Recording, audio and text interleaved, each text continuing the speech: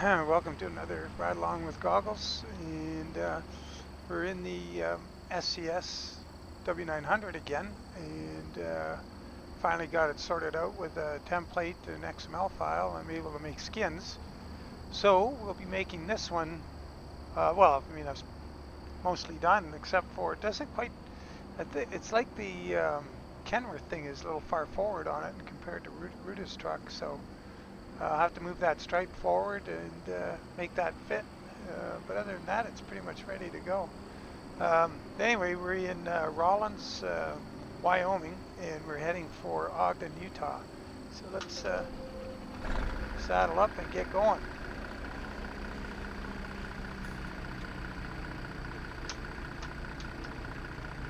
Yeah, I forgot to point out a few of the things. Like this truck has a few interesting features that the other one doesn't have. We'll look at them when we get to a light or something.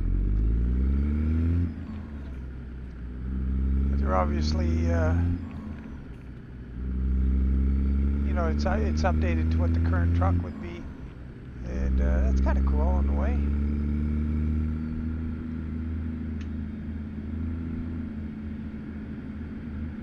There's a lot of chassis available. Including this one we're driving, which is After the 100 yards, turn right. The 100th anniversary turn right. version with the red frame is the 100th anniversary thing.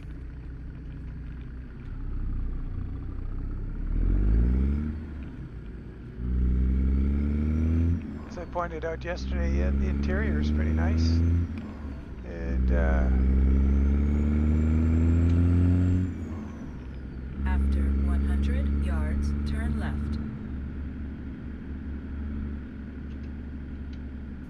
Turn left. Just checking my fuel supply here. 182 gallons. Yeah, we're good.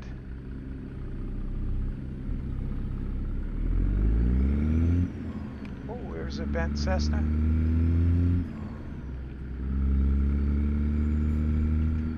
Turn left.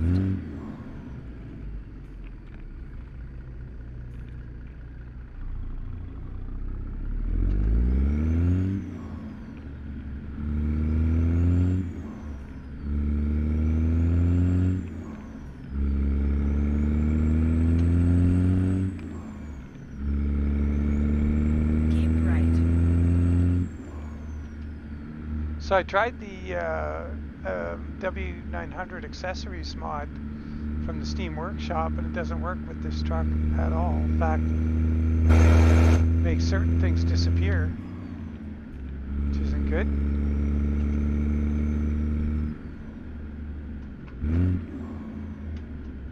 Go straight. Like the bottom of the exhaust pipes disappears, and the air cleaner, the intake hoses disappear, and nothing works. Like it doesn't add anything; it just takes away. So,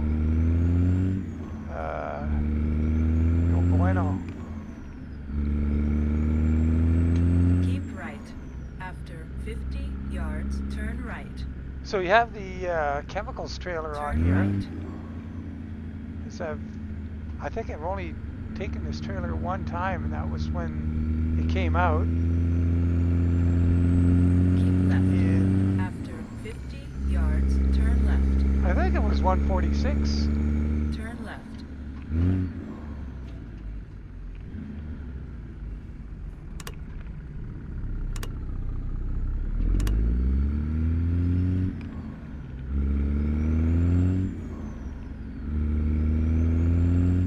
Load isn't extremely heavy. It's 38,700. Go straight.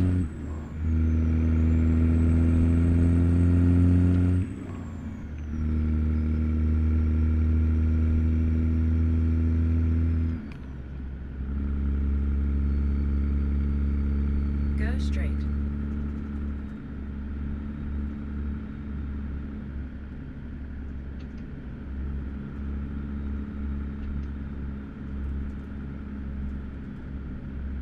did so much driving around in Rawlins. I had to drive quite a distance right.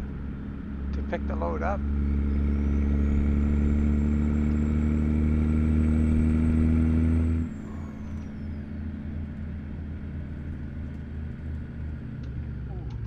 Said yield, not stop. Holy jeez.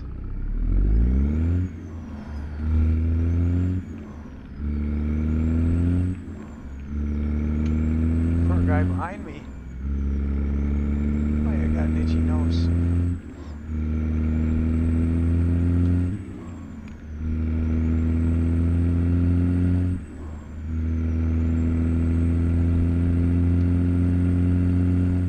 Keep left.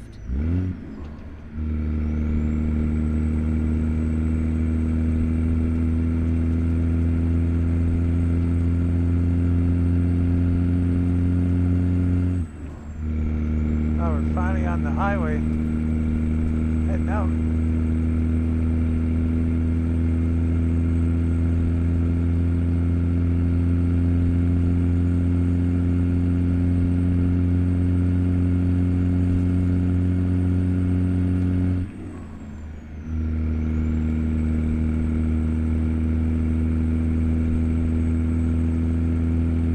Same engine as last time. It's a stock Z-Mods. I believe it's a C16. If I remember correctly. But thankfully we don't have as much weight on today, as it was a little overmatched yesterday with the load we had on. We were struggling.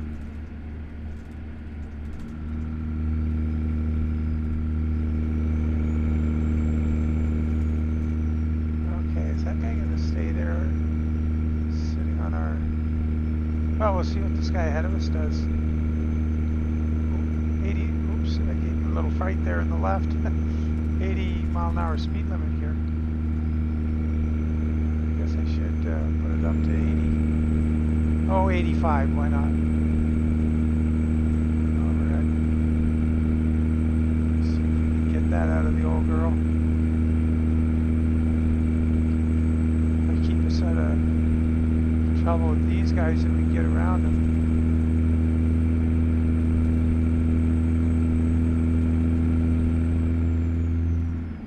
Looks like trouble ahead now. Got a side-by-side semi-race. Oh, the speed limit just dropped.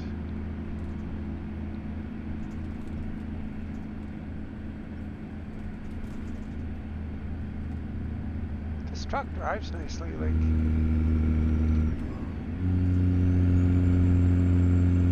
What's wrong with it? And the template is greatly improved, so there's a whole bunch of skins now that I'll be willing to put the time and effort into for this thing. I think somebody made the suggestion on the workshop that I do the Montana Express skin, and that's a heck of a good idea. That looks really good on a W900. I think I still have to, if I'm not mistaken, update Ruta's W900 to the Montana Express skin as well.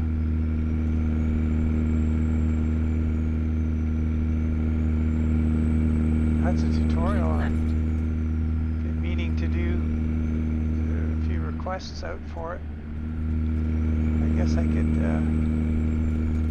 do that. Oops, just trying to stay in the lane here.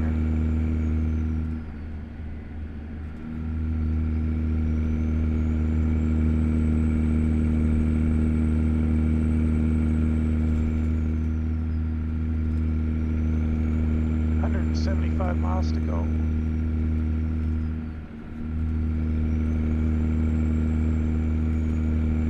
Oh, we're supposed to be going 65 through here. Oops. We're in a bit of a hurry today. I'm kind of thinking I got some stuff coming up. Like in the summers I manufacture stuff in my garage for vintage Cadillacs, and It's what I make is rear lower control arms, and they take polyurethane bushings, and they're stronger than the originals. Because on the KaDis from 58 to 64, the spring rides on the trailing arm just ahead of the axle, so it pushes all of the weight of the car through those two rear bushings, one on each side, and they take a beating.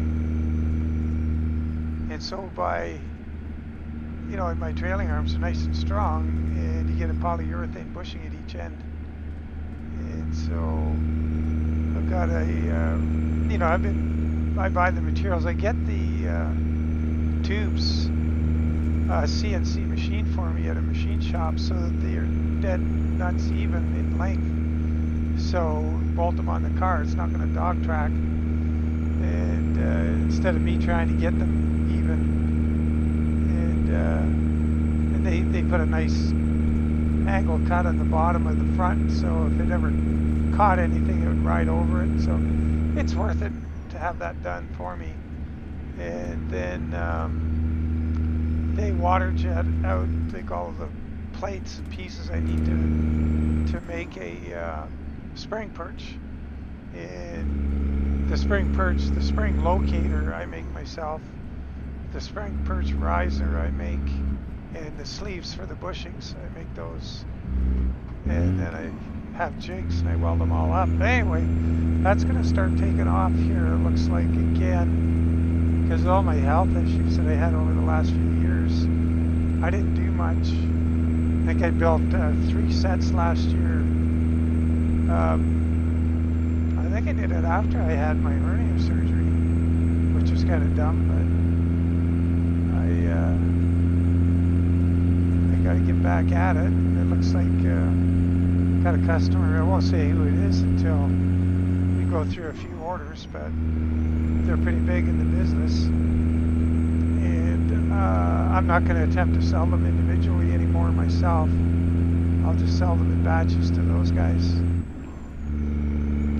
and have a fuel door kit for 62s, and that's what my car is, a 62, and it's unique, 1 year only fuel door.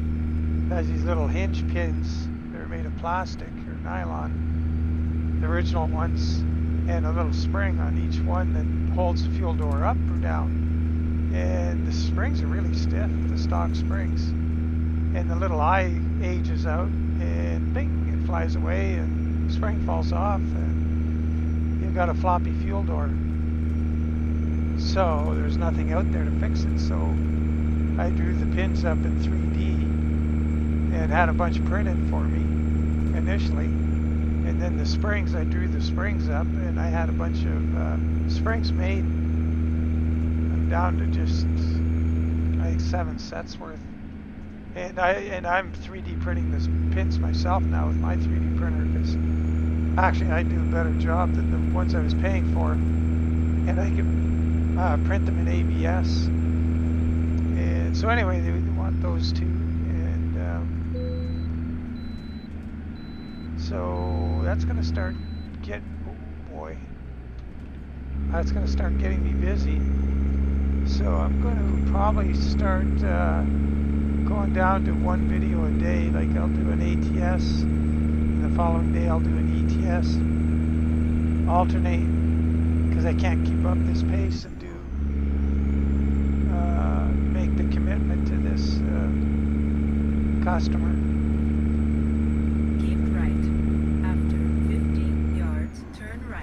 Well, it's huge. It's huge for me because, like, I lay out, you know, to make. I'm not going to tell you how much I spend, but quite a bit to make 10 sets at a time. I have to lay out the money up front and make all of those parts that I make, and buy all of the other parts and put them together, and then they sit there, and I dole them out over a year. Yes, I don't advertise. I used to, but. And I had all my health problems, but that's pretty much behind me now. So what's been going on is so I was going to say that doling them out like that takes me a long time to get my investment back. It takes me like 6 months or more before I've paid off the ones I've built, and then it, you know, can take up to a year not advertising them to sell them. Because the guys on the forums talk about them, and I get all my referrals from a fellow in he's in Tucson. He has a caddy business there, and he's good for business, and through the forums. But I'll not sell them myself anymore. I'll just leave that all to this customer here. I've sent them the invoice for the first 5 sets. So anyway, that's going to keep me busy. So keep right. After 50 yards, exit right ahead. Exit right ahead.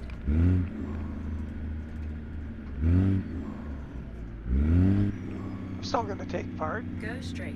Run my Discord channel and do the things I do, and still be doing skins. And it's just the frequency of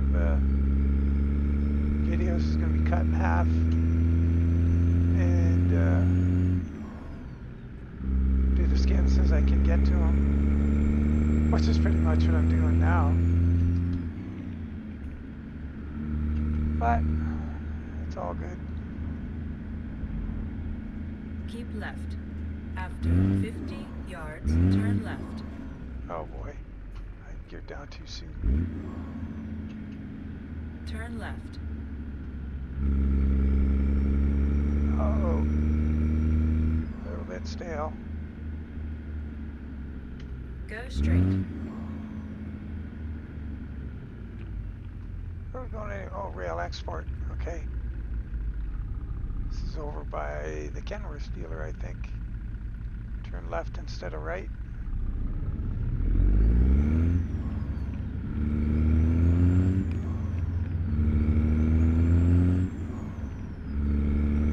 Keep left. After 50 yards, turn left. Turn left.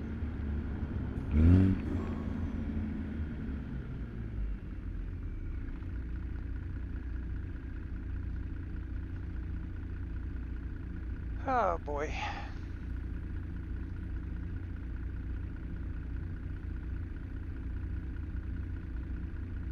Street.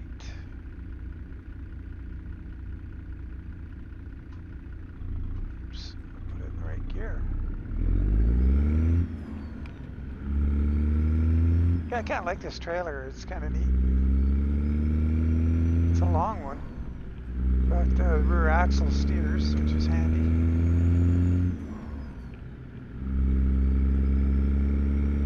But this truck is great. Oh, we should have looked at the light. I should have jumped out. Oh, we'll do it. Oh, got After 100 yards, turn left. I did it again. Shifting too soon. Turn left. A quick peek here at the frame, and it's got a marker light on the side on a stock sticking out, which is kind of interesting. You can see the light on that arm coming off the frame. It's interesting. And it's got another light. Oh no, that's just right there. That's the one. Okay. And a red frame is the 100th anniversary deal. But I mean, for a game truck, it's darn nice. We're down to the end, I guess. That entrance next, it's all about. After 100 yards, turn right. Turn right.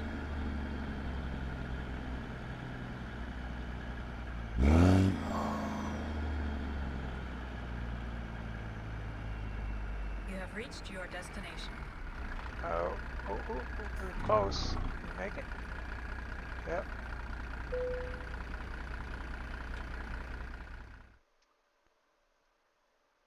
Okay, standard sort of spot. The thing is, what did they put in the way? There's always something, it seems, with these guys. Let's see if we can get up far enough to see. Oh yeah, let's see. Well, probably best to go at it from the other end, but it's, let's see the length of the trailer. Yeah, it's going to be a little tricky. Probably won't have to go around that trailer. It's sticking out.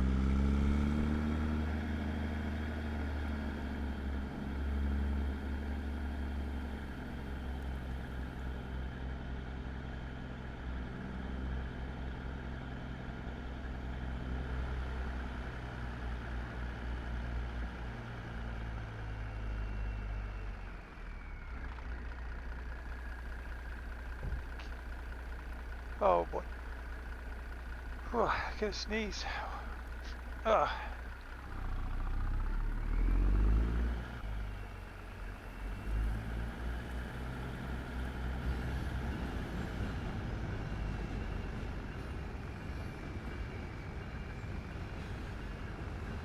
There's a train.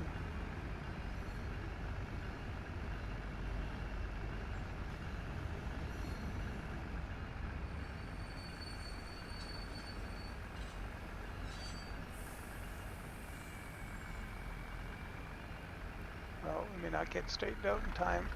Nope. Close, but no cigar. Yeah, I'm going to do my best to get some skins out for this thing.